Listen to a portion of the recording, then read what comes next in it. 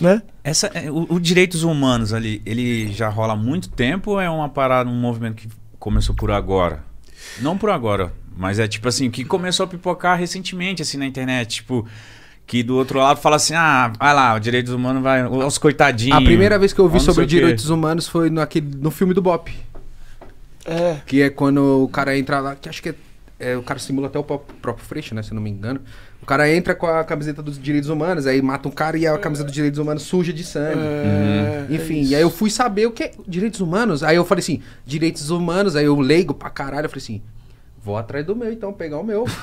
Direitos humanos, eu sou humano, tenho que ir atrás dessa parada e fui começar a entender. Você conheceu, eu conheci, né, dessa forma, lendo alguma coisa e vendo comentários, repercussão de tipo assim, ah lá vem os direitos humanos, proteger vagabundo. Isso, eu vi assim. Exato. Aí depois eu fui pesquisar e fui ver que é um trabalho, é outra parada, mas a primeira coisa que veio pra mim era isso, tipo, olha lá, ó, defendendo preso, né? Vai defender preso, vai defender vagabundo. E aí, o que eu posso dizer pra começar essa conversa? O que vocês estão falando é excelente, assim, dá oportunidade de a gente falar muita coisa legal, cara.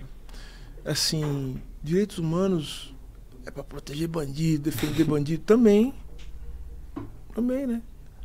Porque nunca ninguém sabe o dia de amanhã, né? Por exemplo, tem gente aí que era contra os direitos humanos, agora tá reclamando que tá pegando 17, 18 anos de cadeia porque tentou dar golpe de Estado no Brasil, né? Era gente contra os direitos humanos, agora são a favor dos direitos humanos. Eles têm que ter direitos humanos mesmo, né? No sentido de que tem que ter um julgamento justo, não pode ser submetido à tortura. O que vale para eles, vale para os outros também, né? Essa é a ideia. Mas antes veja, era curioso porque não votava a favor, né? mas veja só, essa coisa dos direitos humanos, você começou a perguntar, Mítico, você falou assim, essa é uma parada que começou agora, pra você ter ideia do nosso retrocesso. A gente começa a falar assim, do ponto de vista filosófico, assim, né, histórico, e não vai vir com esse nome, né, mas ele vai vir como os direitos do homem, né, universal do homem e tal. Nas revoluções do século XVIII, né, na revolução, você tem lá, você começa a falar alguma coisa disso na Revolução Inglesa, do século XVII, depois na Revolução Americana, 1776, depois na Revolução Francesa, 1789, em que ficam cristalizados aqueles ideais, né? Liberdade, igualdade e não quero nem falar. Propriedade privada. Ah, tá, né? pensei que era não é isso, né? Não, tem isso também, mas na verdade é a propriedade, enfim. A grande questão é que a partir do século XIX você começa a ter a formação do que eles chamam de Estados Nacionais. E a formação dos Estados Nacionais faz com que esses grandes ideais eles passam a estar presentes nas chamadas constituições, na parte fundamentalmente de direitos fundamentais, né? Os direitos fundamentais seriam esses direitos que eles têm que ser garantidos a todo e qualquer cidadão ou qualquer pessoa, né? Se a gente considera também aqueles que não são nacionais.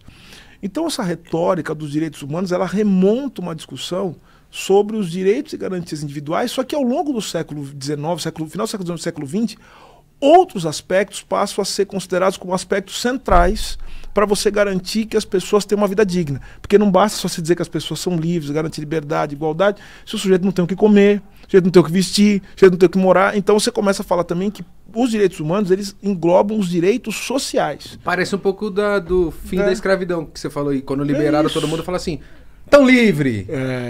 E aí? Vamos pra casa do caralho. Mas você viu o que eu falei? Os direitos humanos, essa ideia é do século XVIII. Só que no século XIX tinha escravidão no Brasil. Você percebe então que nem todo mundo era humano? E ainda tem gente ainda hoje lutando para ser considerado como parte da humanidade? Por que a gente fala de direitos humanos então? Porque a todo momento nós esquecemos que as pessoas têm que ser tratadas com dignidade. E é necessário que a gente lembre disso o tempo todo. Isso é uma maluquice. Cara, então falar de direitos humanos é falar do seguinte, que as pessoas têm que respeitar você.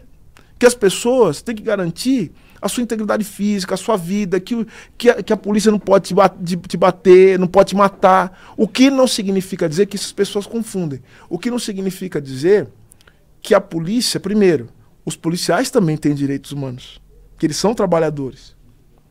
Né? Com certeza. Então, a gente tem que pensar nisso também. Porque muitas vezes quem desumaniza é porque é desumanizado. É porque é colocado nesse lugar como máquina de matar. é colocado nesse lugar em que o sujeito é tratado com indignidade, que a única relação dele com a sociedade é de violência, o sujeito vai ficando violento também. Então a gente tem que pensar nisso. E o segundo ponto que a gente tem que pensar é o seguinte: o fato de você ser a favor dos direitos humanos, sabe o que é ser a favor dos direitos humanos? Se alguém está levantando um chicote para bater em alguém, o Estado que defende os direitos humanos tem que segurar o braço desse sujeito e colocar esse sujeito na cadeia. Ou seja, não é você defender violência, ficar parado enquanto estão batendo nos outros. Quem defende direitos humanos tem que interromper a violência. Direitos humanos é um limite que você traça assim, fala o seguinte, ó, aqui são os direitos humanos. Se você ultrapassar esse limite, o bicho vai pegar. Então, muitas vezes é necessário que se use da força do Estado para interromper a violação de direitos humanos. Como é que você vai lidar, então, com o sujeito que entra na terra indígena e começa a matar os indígenas? Meu Deus. Para jogar flor neles? Como é que você vai tratar o sujeito que invade comunidade? Como é que você vai lidar com os maus agentes públicos que cometem atos de violência contra a população? Como é que você vai lidar? Como é que você vai lidar com bandidos que ficam o tempo todo ameaçando as pessoas, os cidadãos, os trabalhadores? Então, você tem que ter essa... Mas não é só isso. Direitos humanos, sabe o que é? É você fornecer saúde. Senão não tem direitos humanos. Educação é um direito humano. Educação, tem que ter educação. Políticas de emprego e renda. A gente precisa garantir que as pessoas tenham uma vida digna. É isso que vai produzindo violência, cara. É isso. Então, quem é contra os direitos humanos, assim, é uma pessoa que não entende, não sabe o que é isso. Então, quem está nos vendo e nos ouvindo agora tem que saber disso. Tem muita gente contra? Pelo amor de Deus. Nossa Senhora. Tem Você consegue colocar uma Porque média disso? Ele falando assim, eu traço um paralelo, eu não sei o que você acha, Silvio, mas você falou assim, pô, o direito, quem vai segurar o cara, um agente mal treinado que entra numa comunidade e mata a galera? Quem vai segurar o cara que entra num lugar indígena e mata os indígenas? Você vê que tem sempre endereço onde tá sendo é isso. ferido o direito humano? A gente sabe. Outra coisa, tem o pessoal que falou assim, não, porque eu defendo as pessoas de bem, que eu sou contra o crime organizado, eu sou contra o crime. Ah, você é contra o crime? Então vamos fazer o seguinte, vamos arrumar as cadeias então. Por quê? Sabe por quê que você tem também um fortalecimento do chamado crime organizado? Né? A gente sabe da história da formação do crime organizado. Porque as cadeias são masmorras que são absolutamente contrárias à lei. É isso. Que o cara é torturado, tem gente presa que não precisava estar presa, tem gente presa há mais tempo do que a lei determina, tem gente presa em situação provisória sem sentença. Tem doente preso. Tem gente doente. Então, no começo do governo, começo do ano, melhor dizendo, né? Começo do ano passado, eu estabeleci uma coisa, falei, vamos olhar para todos os campos de violação de direitos humanos, né? Porque, veja, depois a gente pode falar, mas assim, olha só, eu sou ministro de direitos humanos, olha do que eu cuido. Vamos lá. Criança e adolescente. Você percebe, então, que esses caras querem colar peste, não sei o quê. Criança e adolescente, primeira infância, 0 a 6 anos. Né? Adolescente, criança, né? Ou seja, de 6 a 12. Depois adolescente. Essas pessoas, eu posso considerar, então, que é coisa de bandido? Criança e adolescente. Conselho tutelar. Criança que é abusada, explorada. Então a gente precisa, de fato, ter uma política para isso. O Ministério dos Direitos Humanos que cuida disso em conjunto com os outros ministérios. Pessoa com deficiência. Olha, eu tenho certeza que muita gente que está nos ouvindo não sabia que isso é uma política de direitos humanos. Não sabia também. E nós temos uma política nacional que está rodando, chama Novo Viver Sem Limite, para que a gente possa, em conjunto com os estados e os municípios, criar políticas de acessibilidade no Brasil.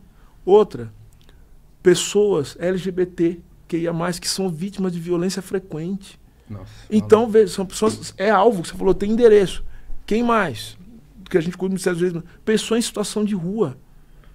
É o Ministério dos Direitos Humanos que cuida no nível nacional. Né? E pessoa idosa. Vocês perceberam que esses são os pontos... E pessoas vítimas de violência. Né? Defensores de direitos humanos. Né? Como a vereadora Marielle Franco. A gente cuida de crianças ameaçadas de morte e pessoas que são aquele programa de proteção de testemunha. Então, veja, é isso que cuida dos direitos humanos. Então, veja, a pessoa que fica... Tem muita gente que é contra os direitos humanos porque fica associando. O que eu fiz? No começo do ano passado, falei, deixa eu olhar também para outras questões que eu acho que são importantes. Fora trabalho escravo, né, que a gente olha para isso. Vamos olhar para a questão carcerária no Brasil, porque ela é muito séria. O que acontece dentro do cárcere vai para a rua. Nós sabemos disso. Então vamos ver o que está acontecendo. Porque a gente... Veja, se você começa a ver um lugar em que a violação de direitos humanos é frequente, sabe o que isso vira? Isso vira um monumento. Daqui a pouco vira um negócio grandão e a gente passa a olhar e passa a achar normal aquilo. Passa a achar normal que tá não. Então, veja, gente torturada, gente ser viciada, gente passando fome. O construindo um parque, pô, em cima. Você entendeu? Vocês sabem o que deve ser feito para melhorar isso? Não, todo mundo sabe o que deve ser feito. E não fez. E não fez. Né? É muito difícil. Uhum. Mas eu vou te falar, já que a gente já está com uma ideia, e oxalá vai dar certo. E a questão é a seguinte. Então eu falei assim, bom, eu vou começar então, porque o Ministério dos Direitos Humanos, claro, o Ministério da Justiça é que cuida da questão penitenciária mesmo, né? Nosso parceiro, o ministro Ricardo Lewandowski, antes o ministro Flávio Dino, agora o ministro Ricardo Lewandowski. Mas o Ministério dos Direitos Humanos ele tem que olhar também para a questão da violação dos direitos humanos, e ele olha também para os lugares que são considerados os piores lugares, porque tem uma Corte Interamericana de Direitos Humanos, e essa corte, o Brasil é condenado nessa corte, viu? Condenado por quê? Porque, assim, lugares de violação de direitos. O Brasil tem condenação e tem um negócio chamado medida cautelar, medida provisória, né? Que é uma medida cautelar que a corte diz assim: vocês imediatamente façam alguma coisa porque a situação está insustentável. O Brasil tem várias. Tem umas 9 e tá indo para 10. São os piores lugares, considerados os piores presídios, os piores lugares, unidades prisionais do Brasil. Não, eu já entrei em documentário dos piores presídios do mundo. Acho que um dos primeiros episódios é presídio no Ceará. Falei, que isso, mano? Mas sabe, vou te fazer uma pergunta. Falaram assim, beleza, vamos melhorar os presídios, mas tem uma galera que fala assim, mano, eu não... Foda-se quem tá preso. Por que não pega esse dinheiro? É o meu dinheiro, eu não quero ajudar o presídio, eu quero ajudar na educação, outras coisas. Como que é essa parada? Isso é um erro absurdo. Sabe por que é um erro? Porque... A cadeia já veja... Vou ficar sustentando vagabundo. Mas custa muito você manter uma situação como está hoje. A gente está vendo. Nós sabemos que o que alimenta e fortalece o crime organizado é justamente a situação da cadeia. Então, ou seja, o que acontece dentro das cadeias... Veja, o problema é o seguinte, o Estado brasileiro saiu das cadeias. Deixou o negócio correr solto, correr frouxo. Mas por que soltou? Correr frouxo, por causa desse tipo de pensamento. Assim, por que eu vou perder tempo com essa gente? Por que eu vou... O problema é esse, ou seja, um jeito de você lidar também com os problemas sociais do Brasil. E não é só no Brasil que isso acontece, tá? Acontece em outros lugares do mundo também, acontece nos Estados Unidos, acontece na Rússia, acontece em todos os lugares, né? O que você faz? Você coloca a gente na cadeia. É um jeito fácil também de você não ter que lidar com os problemas sociais. Taca lá e já né? era. Porque, veja, não é todo mundo que tá lá cometeu crimes gravíssimos, né? Mas a gente sabe o que acontece. Então, essas pessoas, elas acabam se tornando ainda piores e fica uma marca que quando o cara sai, ele não consegue mais de jeito nenhum se integrar à vida social. E aí, olha só, e por que eu estou dizendo isso? Porque eu fui olhar essas condições e fui dizer o seguinte, olha, vamos tentar arrumar isso aqui, para a gente, inclusive, dar uma resposta para a sociedade, porque isso é fundamental para a gente combater o crime organizado, né? Fundamental. Ou seja, é ocupar os lugares onde os caras retiram a sua mão de obra, inclusive, né? Você tem que ocupar os lugares, cara. E aí, sabe, começaram a me xingar. Tá dando um rolezinho na cadeia, e não sei o que e tal. Até que, não sei se vocês viram isso, o Supremo Tribunal Federal, ele determinou que fosse feito ao governo federal, que fosse feito um plano para o que eles chamam, vou falar um palavrão aqui, um programa para resolução, né, do estado de coisas inconstitucional. O que significa isso? Estado de coisa inconstitucional. O Supremo Tribunal Federal considerou e considera que a cadeia é um lugar tão zoado que não tem nem como apontar isso aqui é inconstitucional, isso aqui é... Não, é tudo. Tá zoado de um jeito. E isso é uma omissão do poder público deixar o negócio acontecer desse jeito. Então o que a gente tem que... Por quê? Porque tem Constituição, porque o Brasil assinou o Tratado Internacional, porque o Brasil aderiu à Comissão Interamericana de Direitos Humanos. Veja, o que eu estou falando aqui não é questão ética, é porque o Brasil se comprometeu internacionalmente, inclusive, com essas questões. Ou seja, qualquer atitude fora disso é ilegalidade. Ou seja, o sujeito que acha que tem que torturar as pessoas, que tem que matar as pessoas, esse cara é criminoso também. É isso que eu quero deixar. Então, o que acontece? Nós estamos trabalhando junto com o Conselho Nacional de Justiça, presidido pelo ministro Luiz Roberto Barroso, juntamente com o Ministério da Justiça e Segurança Pública, o ministro Lewandowski, né, e o Ministério dos Direitos Humanos, que liderado por mim. Nós estamos trabalhando agora num plano para arrumar isso aí, que a gente vai ter que entregar até julho. É um plano um plano contra o estado de coisa inconstitucional, para a gente apresentar para o país um plano para tentar, ou seja, colocar nos termos da lei, né, esse tipo de coisa, e para melhorar a sociedade brasileira. Porque isso desgraça a sociedade brasileira. E a mesma coisa que eu tenho dito, eu falei, a gente precisa, o Estado brasileiro, o governo brasileiro precisa ocupar os espaços onde acontece a violência. E não é ocupar o espaço colocando lá a polícia para ficar batendo nos outros, não. A gente precisa ter segurança pública, na minha concepção é isso. Não tem segurança pública sem direitos humanos e não tem direitos humanos também sem segurança pública. Não existe uma coisa separada da outra. Um depende do outro. Ou não pode existir. Um depende do outro. Então é o seguinte, ocupar espaço significa você chegar nesses lugares e dar para as pessoas o que elas precisam para ter uma vida melhor. Entender o que está acontecendo. Educação, é saúde, Segurança. porque é segurança, é moradia digna, porque é isso que vai destruindo a vida das pessoas e vai fazendo com que as pessoas sejam vítimas e sejam cooptadas pelo crime, pelas facções, pelas milícias. É isso que vai fazendo.